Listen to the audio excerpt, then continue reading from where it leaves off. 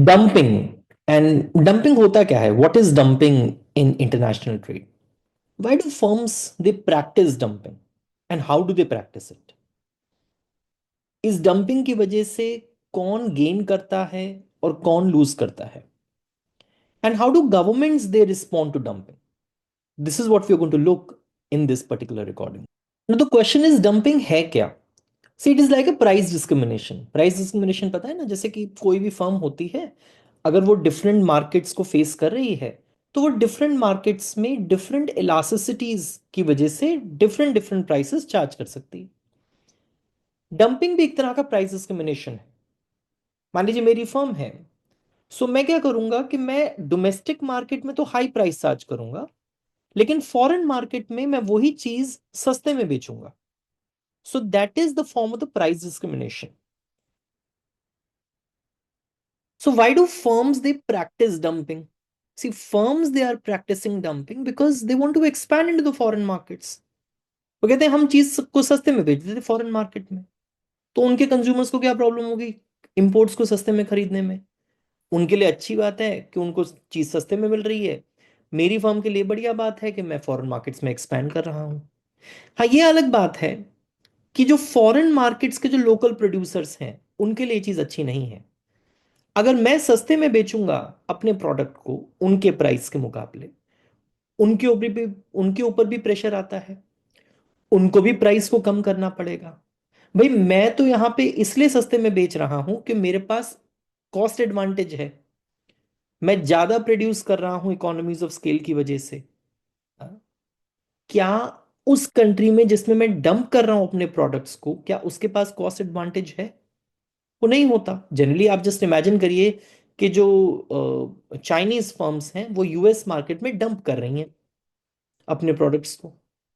एक तो चाइना के पास कॉस्ट एडवांटेज है, इसकी वजह से वो सस्ते में बना सकता है, क्योंकि वो उस प्रोडक्ट को इतनी लार्ज स्केल पे बना रहा है, इकोनॉमीज ऑफ स्केल की वजह से उसकी एवरेज कॉस्ट भी कम है। तो क्या यूएस के प्रोड्यूसर्स के पास ये कॉस्ट एडवांटेज है?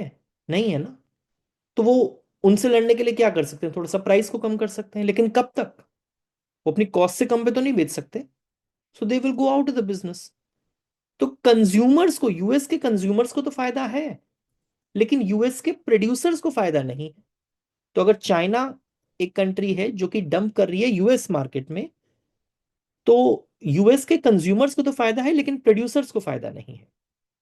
और जो चाइनीज फर्म्स हैं वो ऐसा क्यों करती हैं? Because they want to expand into the US market, right? देखिए, प्राइस इलास्टिसिटी के डिफरेंस की वजह से जो फर्म्स हैं वो डिफरेंट प्राइसेस चार्ज कर सकती हैं in the local market, in the domestic market and in the export market, foreign market. तो ये जो लोकल डिमांड कर्व है वो डी स्टार है, विच इज डाउनवर्ड स्लोपिंग। और मेरी कंट्री के अंदर जो जो कंज्यूमर्स हैं वो उनकी इनइलास्टिक डिमांड है, तो मैं ज्यादा प्राइस चार्ज कर सकता हूँ डोमेस्टिक कंट्री में। फॉरेन कंज्यूमर्स ज्यादा प्राइस सेंसिटिव हैं, तो उनकी इलास्टिक डिमांड, मैं बहुत ज्यादा प्राइस नहीं चार्ज कर सकता उधर। सो जो फॉरेन डिमांड कर्व है, that is horizontal at the export price P, और यही एक्सपोर्ट एमआर कर्व भी है। बिकॉज अगर प्राइस ही गिवन है, then the MR and the price curve that is same, right? ये लोकल एमसी स्टार कर्व है, डोमेस्टिक मार्केट का एमसी कर्व है।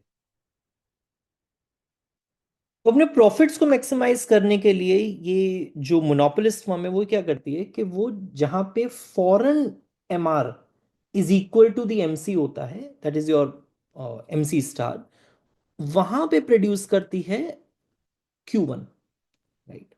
हाँ, लेकिन ये जितना भी अमाउंट ये प्रोड्यूसर है सारा का सारा फॉरेन मार्केट में नहीं चला जाता। लोकल मार्केट में कितना प्रोड्यूस होगा? जहां पे लोकल मार्केट का MR is equal to the foreign market का MR, that is at point C. तो इस Q1 में से इतना पार्ट लोकल मार्केट में जाएगा, और जो बचेगा वो एक्सपोर्ट मार्केट में जाएगा। तो O Q2 will go for the local market, and Q1 minus Q2 will go for the export market, right? हाँ, तो आप ये भी देख सकते हो कि जो लोकल मार्केट है उसमें वो प्राइस ज्यादा चार्ज कर रहा है P star as compare to the price which is charge in the foreign market. तो कौन है जो गेन करते हैं और कौन है जो लूज करते हैं? गेनर्स कौन हो सकते हैं? जिस कंट्री में डंप हो रहा है उस कंट्री के कंज्यूमर्स गेन करते हैं, बिकॉज उनको चीप इंपोर्ट्स मिलते हैं। हाँ? और जो कंट्री डंप कर रही है उस कंट्री के प्रोड्यूसर्स गेन करते हैं, बिकॉज उनकी सेल्स बढ़ती है, उनका मार्केट शेयर बढ़ता है। लूजर्स कौन है? जो कंट्री डंप कर रही है उसके कंज्यूमर्स लूजर्स हैं, बिकॉज उनको अब ज्यादा प्राइस पे करना पड़ता है as compare to the situation अगर ये डंपिंग ना होती तो। दूसरा, फॉरेन प्रोड्यूसर्स। जिस कंट्री में डंप करा जा रहा है उसकी फर्म्स लूज करती हैं, बिकॉज उनको स्ट्रगल करना पड़ता है चीप इंपोर्ट्स के साथ। गवर्नमेंट्स कैसे रिस्पॉन्ड करती हैं? तो जिस कंट्री में डंप हो रहा है उसकी गवर्नमेंट्स कैसे कैसे रिस्पॉन्ड करती हैं? वो एंटी डंपिंग मेजर्स ले सकते हैं कि अगर आपने गुड्स को डंप करा तो इन एक्स्ट्रा डंप्ड गुड्स पे हम ज्यादा टैक्स लगाएंगे। So these are anti dumping duties.